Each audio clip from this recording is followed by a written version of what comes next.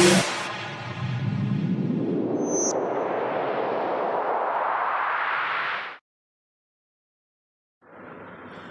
நண்பர்களே, எல்லோரும் எப்படி இருக்கீங்க? இது எபி ஃபிட்னஸ். நான் எபி. இன்றைக்கி நம்ம பார்க்க போகிற ஒர்க் அவுட்னு பார்த்தீங்கன்னா செஸ்ட்டு. இந்த டீபார் வந்து பார்த்தீங்கன்னா எல்லோரும் காலை பின்னோக்கி பண்ணுவாங்க. ஆனால் நான் பண்ணும்போது எப்படி பண்ணுவேன்னா, நான் இப்படி தான் பண்ணுவேன். காலை முன்னோக்கி தான் வைப்பேன். அப்படி வச்சு பண்ணும்போது எனக்கு நல்ல ஒரு செஸ்ட்டோட அந்த ஃபீல் என்னால் உணர முடியும். அதனால் நான் இப்படி பண்ணுவேன் எப்போதுமே. நான் டீபார் இந்த மாதிரி பொசிஷனில் தான் பண்ணுவேன்.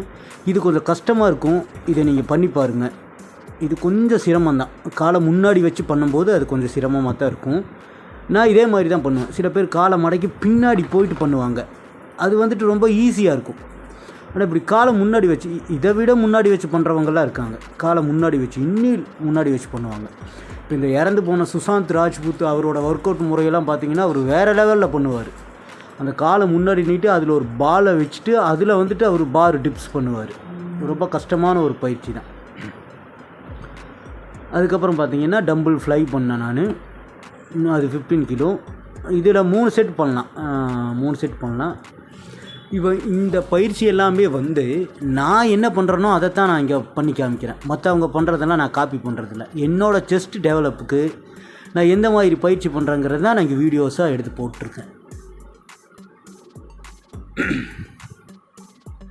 இன்றைக்கி வெறும் dumbbell fly or dumbbell press மட்டும்தான் நான் இந்த மாதிரி பண்ணுவேன். இதுலேயும் கொஞ்சம் வேரியேஷன் சேஞ்ச் பண்ணி பண்ணலாம்.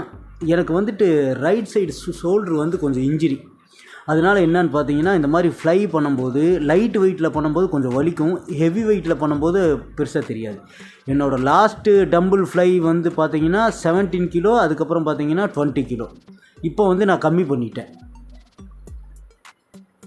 அடுத்தது வந்து டம்பிள் ப்ரெஸ் ஃப்ளாட் பெஞ்சு. இதில் வந்து பார்த்திங்கன்னா நான் கொஞ்சம் வளைஞ்ச மாதிரி பிடிப்பேன்.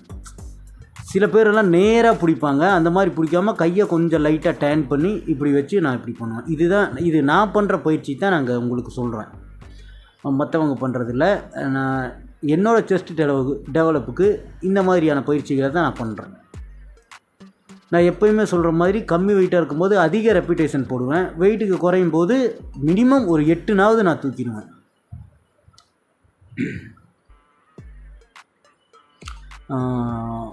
அதே மாதிரி எனக்கு ஷோல்டர் இன்ஜுரிங்கிறதுனால நான் பெஞ்ச் ப்ரெஸ் எல்லாம் முடிஞ்ச வரைக்கும், அதாவது ஃப்ளாட் பெஞ்சும் டிக்ளைனும் வந்து நான் பெஞ்ச் ப்ரெஸ்ஸில் பண்ணிடுவேன். இன்க்ளைன் ப்ரெஸ் மட்டும் நான் ஸ்மித் மிஷினில் பண்ணிடுவேன். ஏன்னா இந்த ஷோல்டர் கொஞ்சம் வலிக்கும். அதனால் ஷோல்ட்ரு உங்களுக்கு வலிச்சதுன்னா நீங்கள் வந்துட்டு மல்டிவிட்டமின் இந்த மாதிரி சாப்பிட்லாம். பச்சை காய்கறியை சாப்பிட்லாம். ரொம்ப தொடர்ந்து வலிச்சிட்டு இருந்ததுன்னு வைங்களேன், நீங்கள் டாக்டரை பார்க்கலாம். ஏன்னா எக்ஸசைஸ் பண்ணுறவங்களுக்கு ஏதாவது ஒரு வலி இருந்துகிட்டே இருக்கும். அது எலும்பு வலிக்கிறது இல்லை, அது மசில்ஸ் வலிக்கிறது. அதை பற்றி நான் ஒரு வீடியோ போட்டிருக்கேன். அதோட இதுவும் நான் கீழே கொடுக்குறேன், நீங்கள் பாருங்கள். செஸ்ட் ஃப்ளை நான் இந்த மாதிரி தான் பண்ணுவேன். ரொம்ப இன்னும் கொஞ்சம் வைடாக நம்ம பண்ணும்போது என்ன ஆகுதுன்னா, எனக்கு அந்த ரைட் சைடு ரொம்ப வலிக்குது. வலி தாங்க முடியறதில்ல. அதனால் வலிக்காத அளவுக்கு நான் பண்ணுறேன். செஸ்ட் ஃப்ளை வந்து ரொம்ப அட்டகாசமான ஒரு பயிற்சி. அது உங்களுக்கு வந்துட்டு செஸ்ட் டெவலப் ஆகிறதுக்கு ரொம்ப உதவி செய்யும். நான் எப்போதுமே மூஞ்சிக்கு நேராக பண்ணாமல் கொஞ்சம் டம்பிளை கொஞ்சம் கீழே இறக்கி நெஞ்சுக்கு நேராக பண்ணுவேன். எனக்கு அது வந்துட்டு அதாவது உங்கள் உடம்பு டெவலப் பண்ணுறதுக்கு சின்ன சின்ன டெக்னிக் நீங்கள் யூஸ் பண்ணுங்கள். இது வந்து இந்த இந்த இந்த இந்த ஜிம்மே வந்து எல்லாம் இந்தியன் தான். அதனால் வந்து பார்த்திங்கன்னா நமக்கு கம்ஃபர்டபுளாக இருக்கவே இருக்காது. ஆக்சுவலி நான் வந்து இது பெஞ்சு ப்ரெஸ்ஸில் பண்ண மாட்டேன். இதுக்குன்னு ஸ்டூல் இருக்குது. அந்த ஸ்டூலில் பசங்க பண்ணிகிட்டு இருக்காங்க. அதுக்காக வெயிட் பண்ணிகிட்டு இருக்கணும். அதுக்காக நான் இதில் பண்ணேன்.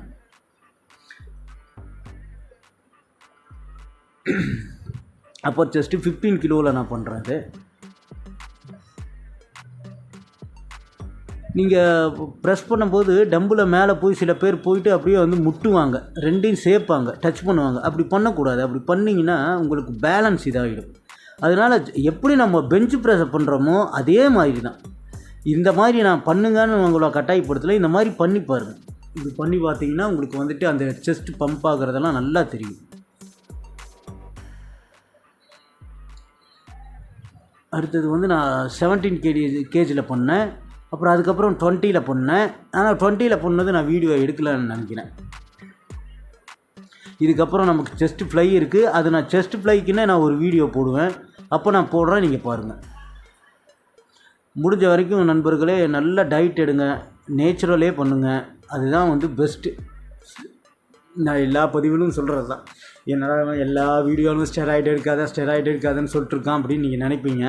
ஆனால் அதனுடைய பாதிப்பு ரொம்ப மோசமான ஒரு நிலைமை ஸ்டெராய்டு எடுக்கிறவங்க. எல்லா விதத்துலேயுமே அவங்களுக்கு செலவு இருக்குது. ஸ்டெராய்டு, மல்டி விட்டமினு, டயட்டு, அதுக்கப்புறம் அவங்க டாக்டர் செக்கப்பு, மெடிக்கல் இதெல்லாம் பார்க்க போகும்போது பயங்கர செலவாக இருக்குது. இப்போ நான் இன்னொரு வீடியோ போட போகிறேன். இப்போ இந்த ப்ரோ கார்டெல்லாம் வின் பண்ணுறாங்கல்ல, அவங்களுக்கெல்லாம் உண்மையாலுமே அந்த பரிசு கிடைக்குதா, அவங்க அதில் அச்சீவ் பண்ணுறாங்களா, இல்லை அதனால் எதாவது சம்பாதிக்கிறாங்களா அப்படிங்கிறத பற்றி நான் ஒரு வீடியோ போட போகிறேன். ஆதாரத்தோடு நான் போட போகிறேன். சரிங்களா? அதுக்கு பின்னாடி நடக்கிற இது என்ன, அதுலேயும் பாலிட்டிக்ஸ் இருக்குது. நம்ம பாடி பில்டிங்லேயும் இன்றைக்கி பாலிட்டிக்ஸ் உள்ளே வந்துருச்சு. இன்றைக்கி தகுதியானவங்க, திறமையானவங்க, நல்ல பாடி வச்சுருக்கிறவங்களுக்கெல்லாம் இன்றைக்கி கிடைக்கிறது இல்லை. அதுலேயும் பாலிட்டிக்ஸ் எல்லாம் உள்ளே பூந்துருச்சு. செஸ்ட்டிலோ, அதாவது நீங்கள் செஸ்ட்டு டெவலப் பண்ணணுன்னா 2 முக்கியமான பயிற்சிகளை பண்ணுங்கள். பெஞ்சு ப்ரெஸ்ஸில் வந்துட்டு இன்க்ளைனும் டிக்ளைனும் நீங்கள் நிறையா பண்ணுங்கள். அதுதான் உங்களுக்கு செஸ்ட்டுக்கு அட்டகாசமான ஒரு இது. நீங்கள் ஃப்ளாட்டில் பண்ணுறது உங்களுக்கு செஸ்ட்டை பெருசு மட்டும்தான் ஆக்கும். மற்றபடி செஸ்ட்டோட அந்த வடிவம், அந்த அமைப்பை, அந்த ஸ்ட்ரக்சரை கொண்டு வர்றது என்னன்னு பார்த்தீங்கன்னா இந்த ஃப்ளையும் இந்த ப்ரெஸ்ஸும் தான். அதுவும் இன்க்ளைன் டிக்ளைன் பண்ணுங்கள், சூப்பராக இருக்கும். நான் வந்து ரொம்ப பிடிக்கும் எனக்கு வந்துட்டு. அதாவது அப்பர் செஸ்ட்டு டம்பிள் ப்ரெஸ் பண்ணுறதை விட லோவர் செஸ்ட் டம்பிள் ப்ரெஸ் பண்ணுறது எனக்கு ரொம்ப பிடிக்கும்.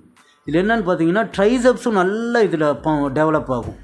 ட்ரைசெப்ஸு, நம்ம ஷோல்டரோட லைட்டாக ஃப்ரண்ட் டெல்ட்டு டெவலப் ஆகும். ஆனால் இதில் 70% வந்து பார்த்தீங்கன்னா 70-80% வந்து உங்களுக்கு லோவர் செஸ்ட்டு தான் டெவலப் ஆகும்.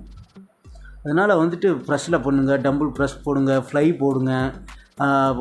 டீமோட்டிவேட் ஆகாதீங்க. என்னடா நமக்கு உடம்பு டெவலப் ஆக மாட்டேங்குது, என்னடா நேச்சுரல் அப்படின்னெல்லாம் நினைக்காதீங்க. தொடர்ந்து பயிற்சி பண்ணுங்கள். எனக்கு என்னோடய ஏஜ் பார்த்திங்கன்னா 40 வயசு. நான் எடுக்கிறது ஒரே ஒரு சப்ளிமெண்ட்டு தான். என்னென்னு பார்த்தீங்கன்னா கிரியேட்டின். அது 83 சர்விங்கு. அதை நம்ம 3 மாதமாக யூஸ் பண்ணிட்டுருக்கேன். இன்னி 2 மாதத்துக்கு அது இருக்குது. கொஞ்சம் கொஞ்சமாக யூஸ் பண்ணுறேன். இத்தனைக்கு என்னோடய டெஸ்டோஸ்டெரோன் லெவலெல்லாம் வீக்காக இருக்கும். ஏஜ் 40க்கு மேலே ஆகுது. சரியான டயட்டு கிடையாது, சரியான ஓய்வு கிடையாது. இது கடைசியாக ஒர்க் அவுட் பண்ணிட்டு நான் இது சும்மா ஒரு இது பண்ணேன். செஸ்ட்டு எப்படி இருக்குது, என்ன பாடி. இப்போ இதில் நான் என்னோடய குறை என்னன்னு பார்த்தீங்கன்னா ஒன்று ஆப்ஸ் இல்லை. இந்த ஆப்ஸு, இந்த கொஞ்சம் இந்த ஆப்ளிக்கு அதெல்லாம் இல்லை. இதெல்லாம் கொஞ்சம் டயட்டில் கொண்டு வந்தோம்னா பாடி பார்க்குறதுக்கு நல்லாயிருக்கும். பட் அதுக்கு சரியான நேரம் இல்லை. இந்த வீடியோ பிடிச்சிருந்துச்சு